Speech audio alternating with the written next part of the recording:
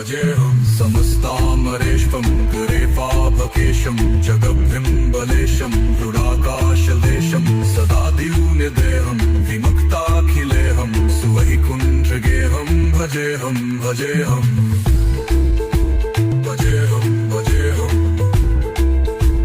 भजेऽहं भजेऽहं सुरालीबलिष्ठं त्रिलोकीबलिष्ठं गुरूणामुगर्ष्ठं स्वरूपलेखनष्टं सदायुखधीरं महामीरवीरं महाम्भोधितीरं भजेऽहं भजेऽहं